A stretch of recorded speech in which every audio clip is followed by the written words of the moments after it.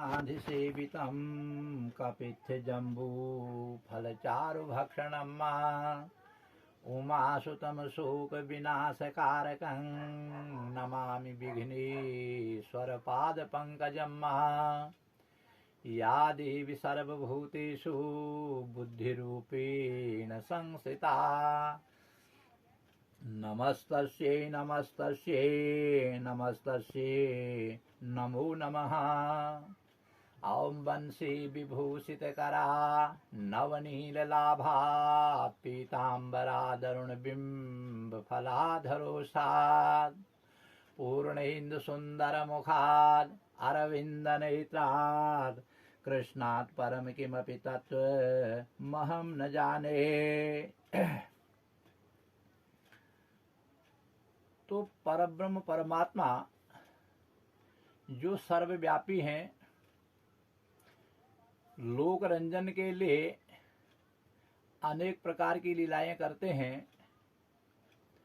उन्हीं लीलाओं में से एक उनके पुरुषोत्तम मास की कथा भी है। तो जो भगवान काल के नियामक हैं और कालातीत भी हैं, और जो ऊर्ध्वमूल अधशाख अश्वत्थम प्राहुरव्ययम, जिन भगवान की सृष्टि के नियामक होने की कथा श्रीमद् भगवद गीता के 15वें अध्याय में पुरुषोत्तम नामक जो योग है, उसमें भगवान कृष्ण कन्हैया अर्जुन से कहते हैं कि अर्जुन देखो, यह धर्म का जो वृक्ष है इसकी जड़ तो ऊर्ध्व की ओर है, ऊर्ध्वमूल अधशाख, क्योंकि स्वयं ही श्री कृष्ण कन्हैया धर्म की ही जड़ हैं।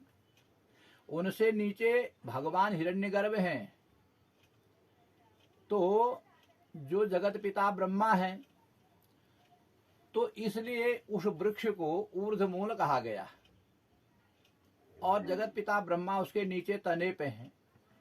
पत्तियों से सजा हुआ वह वृक्ष जो है वेद स्वरूप ही है। तो उन भगवान की सृष्टि में कभी कभी ऐसा होता है कि हर तीसरे वर्ष में कोई भी मास पुरुषोत्तम नाम से आता है, क्योंकि तिथियां, नक्षत्र, योग, करण, मुहूर्त, लब, निमेष, यह उस समय को मापने की प्रक्रिया है। अक्षर ब्रह्म योग में भी कहा गया है। अक्षर ब्रह्म योग में भगवान ने समय का विभाजन करते हुए कहा है, आग्निर्ज्योतिर्रः शुक्लः षण्मासा उत्तरायणम् तत्र प्रयाता गच्छन्ति ब्रह्म ब्रह्म विदो जनाः।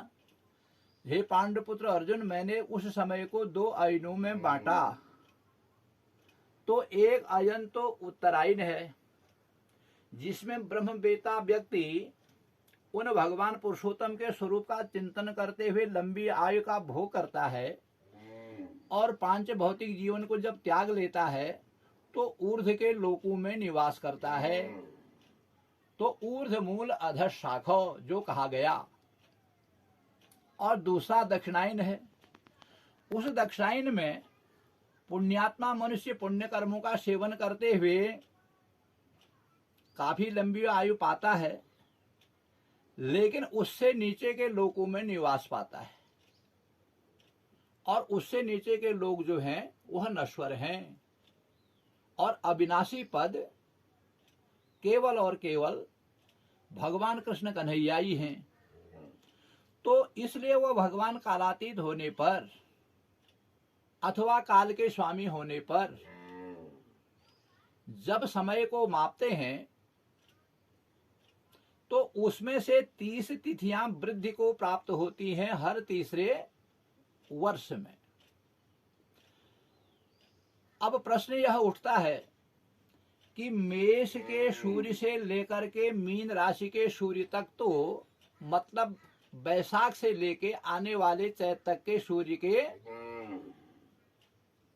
क्रम को यदि देखें तो उन सभी 12 राशियों के सूर्यों के संक्रमण काल के स्वामी भगवान सूर्य होते हैं।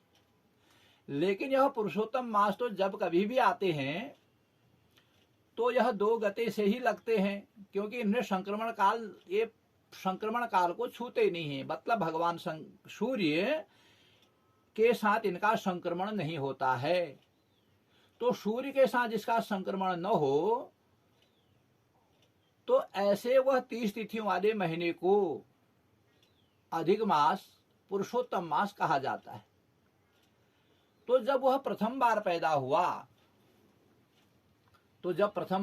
हुआ, तो सारे ऋषि संत महात्मा और देवता लोगों ने यह निश्चय किया कि इस मास को तो सूर्य ने छुआ ही नहीं, क्योंकि हमारा वेद इस बात को प्रमाण मानता है कि सूर्य आत्मा जगतस्थ सुखश्च, इस अखिल ब्रह्मांड के जीवन के स्वामी तो भगवान सूर्य ही हैं। और वह सूर्य ससभृतः मूर्तित्वे परिकल्पितः देवा भर्ता अमराणाम ऐशां पति भर्ता अमर ज्योतिषाम। तो त्रियाणाम लोकानाम समाहारः यस्येति यस्य सह त्रिलोकी, जो तीनों लोकों के प्रकाशक हैं। और सूर्य आत्मा जगतस्थ सुखश्च, सभी प्राणियों के जीवन का आधार तो सूर्य ही है। तो वह सूर्य भगवान यदि संक्रमण रहित मास को नहीं छुए, तो उसमें किया जाने वाला जो यज्ञ है, जपा जाने वाला जो मंत्र है, तपी जाने वाली जो तपस्या है, दिया जाने वाला जो दान है, किया जाने वाला जो यज्ञ है, पढ़ा जाने वाला जो वेद है, तो वह किसको समर्पित होगा। इस विषय में धर्म भूमि नैमिषारण्य में शौनक के सहित 28,000 ऋषि लोग चर्चा पर बैठे हैं। तो जो ही वह चर्चा में बैठे हैं, तो उस मंगल घड़ी में महर्षि भगवान वेद व्यास के परम शिष्य सूत जी पहुंचे। तो सूत जी को देखते हुए वह सब प्रसन्न चित्त से खड़े हुए अपने आसन से उठ के उन्हें दंडवत प्रणाम भी किया, अभिवादन किया, कुशल क्षेम पूछी, बैठने के लिए सुंदर देदीप्यमान आसन दिया, उनके ऊपर पुष्पों की वर्षा की, मंत्रोच्चारण से उनकी वंदना की, और फिर अपना प्रश्न रखा। अब वह प्रश्न क्या था? वह प्रश्न था कि हे भगवान, हम सब 28,000 ऋषि लोग इस चिंता में पड़े हैं कि इस पुरुषोत्तम मास का स्वामी कौन है। हमने तो ये सुना है कि इसमें यज्ञ, तप, दान आदि जो मंगलमय कर्म किए जाते हैं, हमें ये भी पता नहीं वो उनको ग्रहण करने वाले इस महीने में कोई देवता हैं भी या नहीं। तो उनने अपने संपूर्ण दिल की चिंता को, संपूर्ण चित्त की व्यथा को इनके समक्ष प्रस्तुत किया। और सूत जी ने इनके प्रश्न का जो उत्तर दिया वह इस प्रकार से है। तो धर्म भूमि नैमिषारण्य में सूत जी बोले कि देखो, अहो शौनकादि ऋषि लोग बड़े भाग्यशाली हैं। मैं तो अनेक प्रकार की तीर्थों की यात्राओं से निवृत्त होता हुआ अभी इस भाव से आपके पास आया कि सारे वेद वेदांग पारगामी संत महात्माओं के दर्शन को प्राप्त करके अपना ज्ञान सुख कुछ इन लोगों में बांट दूं। अब वह ज्ञान क्या है? वह ज्ञान है सर्वोपनिषदो गावो दुग्धा गोपाल नंदन पार्थो वत्सः सुधीर भोक्ता दुग्धं गीतामृतम महत। अरे सारे उपनिषद, सारे वेद, सारे पुराण, उपपुराण, ये सब भिन्न भिन्न प्रकार की गायें हैं। और इन गायों के अमृत रूपी दूध का मंथन करने वाले श्याम सुंदर देवकी के नंदन आनंद कंद भगवान कृष्ण कन्हैया ही हैं, दोग्धा हैं वो। पार्थो वत्स, पांडु के भाग्यशाली पुत्र अर्जुन पार्थ उस बचे हुए दूध को पीने वाले, मीठे मीठे दूध को पीने वाले बछड़े हैं। और दुग्धं गीतामृतम महत, उस अमृत को पी करके क्या करेंगे आप? केवल लंबी आयु ही तो पाएंगे। लेकिन ज्ञान रूपी अमृत के अर्क को यदि आप पिएंगे तो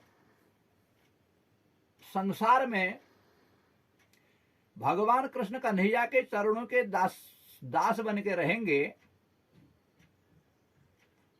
और जो चारों प्रकार की मुक्ति में सबसे उत्तम है, सारूप्य, सामीप्य, सायुज्य और शास्त्री, तो इसलिए हे धर्म भूमि में उपस्थित सौनक आदि 88,000 ऋषि संत महात्मा लोगों, पहले आप अपनी चित्त वृत्ति भगवान कृष्ण कन्हैया के चरणों में तो लगाओ। जिन आनंद कंद भगवान कृष्ण के चरणों में अपने मन की डोर को जोड़ने से प्राणी कैबल्य पद प्राप्त करता है,